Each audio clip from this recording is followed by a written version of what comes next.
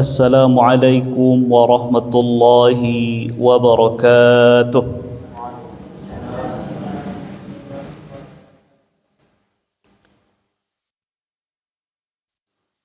Alhamdulillah, alhamdulillahi rabbil alamin. Wassalatu wassalamu ala ashrafil anbiya'i wal mursalin Sayyidina wa habibina wa maulana Muhammadin wa ala alihi wa ashabihi ajma'in. Ashhadu an la ilaha illallah wahdahu la sharika lah wa ashhadu anna Muhammadan abduhu wa rasuluh la nabiyya wa la rasula ba'da, amma ba'du. Allahumma bika asbahna wa bika amsayna wa bika nahya wa bika namut wa ilayka nushur. Asbahna ala fitratil Islam wa ala kalimatil ikhlas wa ala dini nabiyyina Muhammadin sallallahu alaihi wasallam wa ala millati abina Ibrahim hanifa wa ma kana minal musyrikin. Allahumma anfa'na bima 'allamtana wa 'allimna ma yanfa'una wa zidna 'ilma. Rabbi shrah li sadri wa yassir li amri wahlul 'uqdatam min lisani yafqahu qawli. Amin ya rabbal alamin. Kaum muslimin wal muslimat, bapa-bapa dan ibu-ibu, jamaah yang dirahmati dan dimuliakan oleh Allah Subhanahu wa taala. Kita lanjutkan kajian dari kitab Riyadhus Shalihin, ya, sebuah kitab hadis disusun oleh Imam Muhyiddin Abu Zakaria Yahya ibnu Sharaf yang kita kenal dengan Imam An-Nawawi yang wafat pada tahun 676 Hijriah. Bab yang ke-173. Bab ma yad'u bihi idza khafa nasan aw ghairahu. Bab apa yang dibaca apabila seseorang takut kepada manusia atau yang lainnya. Imam An-Nawawi mendasarkan babko kepada satu buah hadis an Abi Musa al-Ash'ari radhiyallahu anhu anna Rasulullah sallallahu alaihi wasallam kana idza khafa qauman qala Allahumma inna naj'aluka fi nuhurihim wa na'udzu bika min syururihim. Rawahu Abu Dawud wan Nasa'i bi isnadin sahih. Dari Abu Musa al-Ash'ari, semoga Allah meridainya, bahwasanya Rasulullah sallallahu alaihi wasallam apabila beliau merasa takut atau merasa khawatir terhadap suatu kaum, maka beliau berdoa, ya Allah, sesungguhnya kami menjadikanmu di leher-leher mereka dan kami berlindung kepadamu dari kejahatan-kejahatan mereka. Hadis diriwayatkan oleh Imam Abu Dawud, Imam An-Nasa'i dengan sanad yang sahih. Bapak-bapak dan ibu-ibu, jamaah yang dirahmati dan dimuliakan oleh Allah Subhanahu wa taala. Salah satu ibadah yang paling utama yaitu ibadah berdoa, ibadah berzikir kepada Allah Subhanahu wa taala. Nabi sallallahu alaihi wasallam bersabda, ad-du'a'u mukhul ibadah. Berdoa itu adalah intinya ibadah. intinya penghambaan diri kita sebagai hamba Allah kepada Allah. Bakok itu bapa dan ibu, kerana boleh dikatakan apapun sisi-sisi dalam kehidupan kita, pasti di situ ada zikir, ada doanya. Ya tak bu? Jago lalu tadi, ada kita baca Allahumma ahyana alhamdulillahilladzi ahyana ba'da ma amatana wa ilaihi nusyur. Segala puji bagi Allah yang telah menghidupkan kami setelah mematikan kami. Artinya menjaga awak setelah kita terlaluk, dan kepadanya lah kami dikumpulkan. Kemudian kalau wuduk kita masuk ke WC, ada doanya. Keluar dari WC, ada doanya. Selesai wuduk, ada doanya. Berjalan ke masjid, ada doanya. Masuk ke masjid, ada pula doanya. Keluar dari masjid, ada doanya. Letak perut awak ke makan, ada zikir doanya. Lah kenyang makan, ada doanya. Seluruhnya. Bahkan kita tutup aktivitas dengan istirahat, kita bacalah bismika Allahumma ahya wa amut wa bismika amut. Jadi seluruh urusan kehidupan awak dan elok-elok pasti ada doa zikirnya.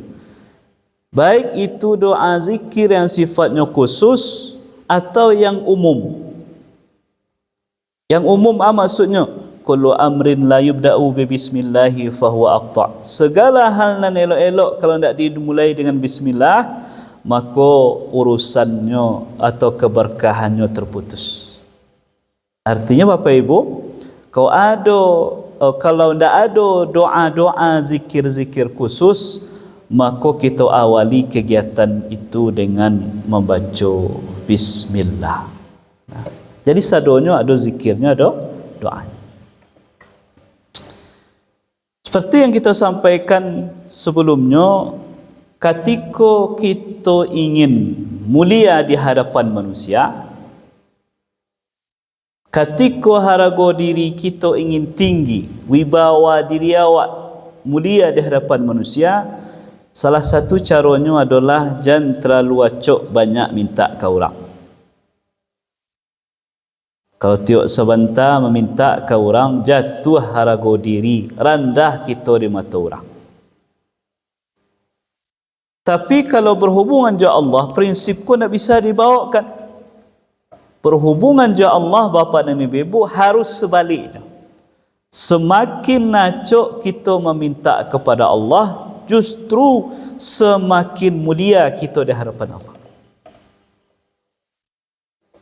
Dan sebaliknya, semakin jarang kita berdoa kepada Allah, semakin hina, semakin marah Allah kepada awak.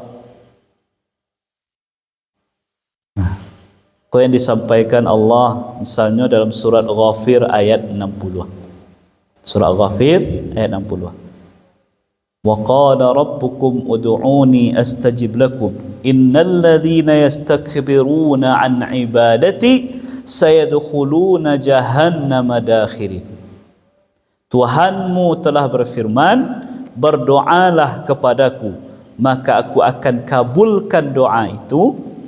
Sesungguhnya orang-orang yang menyombongkan dirinya dari beribadah kepadaku, dari berdoa kepadaku, kelak dia akan masuk ke neraka Jahannam dengan penuh kehinaan. Bapak Ibu, di awal ayat ada perintah Allah menyuruh kita berdoa. Ud'uni. Dalam kaidah usul fikih, al-aslu fil amri lil wujub. Pada dasarnya, kalau ada kata perintah dalam Al-Quran, dalam hadis, makanya memfaedahkan hukum wajib. Artinya berdoa aku secara umum. Berdoa ke Allah itu secara umum wajib. Makanya tiap rakaat salat dalam surah Al-Fatihah kita membaca iyyaka na'budu wa iyyaka nasta'in. Beribadah yo minta tolong yo. Kasih kita minta tolong iyyaka, hanya kepada engkau ya Allah. Kemudian Allah lanjutkan innal ladzina yastakbiruna an ibadati sayadkhuluna jahannama dakhirin. Sesungguhnya orang-orang yang menyombongkan dirinya, tidak mau beribadah, tidak mau berdoa kepadaku, kelak dia masuk neraka jahanam dengan penuh kehinaan. Nah, Bapak Ibu, paku Allah ya malah justru tak suka je orang yang jarang berdoa. Dalam hadis dikatakan man lam yas'alillaha yaghdab alaih. Siapa yang tidak meminta kepada Allah, yang jarang minta ke Allah, yang tak pernah berdoa ke Allah, justru Allah beranggainya. Kenapa? Karena salah satu yang membuat orang malih berdoa itu kerana merasa dirinya hebat. Merasa segala urusan di dunia ko selesai jo anannya punya. Selesai jo hartanyo, selesai jo jabatannya, selesai jo kekuatan badannya, selesai dengan pengaruhnya segala macam. Sehingganya merasa memiliki, merasa hebat, sehingga kurang butuhnya ke Allah. Itu yang tak boleh. Tak ada rasa khudu' itu. Rasa raja berharap ke Allah itu tak ada. Itu yang Allah tak suka. Makanya kita ko disebut Bapak Ibu Abdullah, hamba Allah. Hamba itu kan melambangkan kelemahan, ketidakberdayaan di hadapan Tuannya. Dan begitulah posisi kita di hadapan Allah. Kita ko maha fakir, maha lemah, miskin, sangat butuh dengan Allah. Semakin perasaan rasa butuh ke Allah tu semakin tinggi, semakin cinta Allah ke awak. Semakin tipis rasa itu di hati, merasa selesai sedia awak sadonyo, maka semakin besar kemurkaan Allah kepada kita. Nah, jadi kalau berhubungan dengan Allah, Bapak Ibu, semakin banyak minta, semakin sayang Allah. Semakin jarang, semakin tak suka Allah. Kalau berhubungan dengan manusia, sebaliknya, semakin nacuk meminta, semakin tak mulia kita di mata manusia. Semakin jarang meminta, semakin mulia kita di hadapan manusia. Nah, salah satu bentuk doa kita kepada Allah iaitu berdoa supaya kita dilindungi dari hal nan buruk-buruk. Mengaji kita Bapak Ibu, anan kita baca di awal-awal dulu. A'udzu billahi minasyaitonir rajim. Minta perlindungan kepada Allah dari bahaya, dari godaan syaitan yang memang terkutuk itu. Tiap mengaji. Nah, salah satu permintaan permohonan kita kepada Allah, berlindung kita dari kejahatan yang dilakukan oleh orang. Kejahatan yang pelakunya adalah manusia itu sendiri. Nah, itu pembahasan waktu subuh hari ini. Bab apa yang dibaca apabila khawatir atau takut dengan manusia atau dengan yang lain. Risiko disampaikan oleh Abu Musa al-Ash'ari, semoga Allah meridai beliau, kalau Nabi merasa khawatir dengan suatu kaum. Risiko Bapak Ibu bisa kita ambil sebuah kesimpulan, kalau Nabi itu masih punya rasa takut. Karena itu fitrah manusia. Nabi itu punya rasa takut. Walaupun tingkat ketakutannya beliau serahkan kepada Allah total. Tapi yang rasa khawatir terhadap manusia itu pasti ada pada diri Nabi. Karena beliau manusia juga.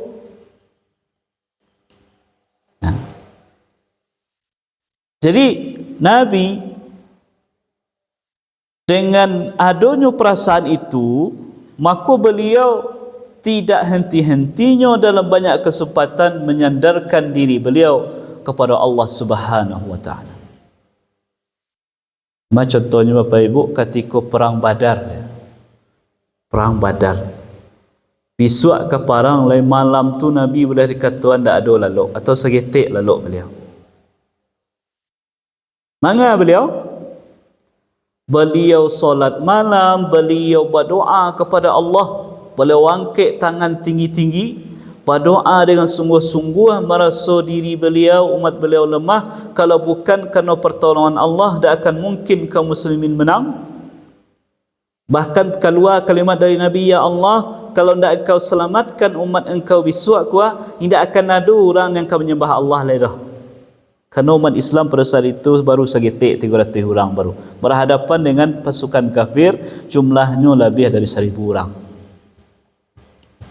Sampai-sampai Abu Bakar mengatakan, saking sungguh-sungguhnya Nabi berdoa, jatuh selendang dari pundak beliau dan beliau tidak menyadari itu. Nah, berdoa ke Allah. Nah, salah satu doa yang beliau baca yang disampaikan oleh Abu Musa al-Asy'ari ketika beliau menyimpan rasa khawatir terhadap suatu kaum. Doanya, Allahumma inna naj'aluka fi nuhurihim wa na'udzu bika min syururihim. Ya Allah, kami menjadikanmu di leher-leher mereka. Itu terjemahannya. Nuhur itu artinya leher. Kenapa kok berkorban disebut dengan an-nahr? Inna a'tainakal kautsar fashalli li rabbika wanhar. Karena memang berkorban itu yang dipotong lia binatangnya.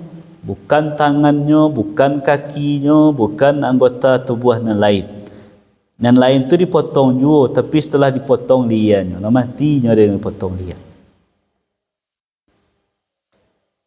Maksud dari ya Allah kami jadikan engkau di leher-leher mereka, yaitu kami jadikan engkau di hadapan mereka untuk menolong kami, menjauhkan kami dari kejahatan mereka.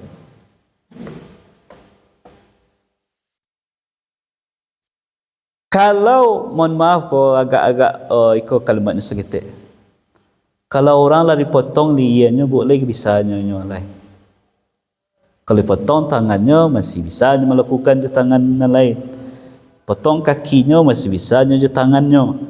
Tapi kalau lah lian yang dipotong, itulah mati, tak ada kekuatannya lain. Nah, seolah-olah kita berdoa kepada Allah, Allah posisinya dalam hal memberikan keamanan kepada kita dari kejahatan manusia, itu seperti itu.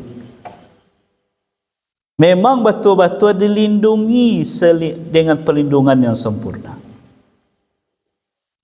Kemudian Nabi lanjutkan, wa na'udzubika min syururihim, dan kami berlindung kepadamu ya Allah dari kejahatan-kejahatan mereka. Nah, siko kita ambil kesimpulan bahwasanya bagaimana Nabi betul-betul menyandarkan diri beliau, keselamatan diri beliau, umat beliau kepada Allah Subhanahu wa taala.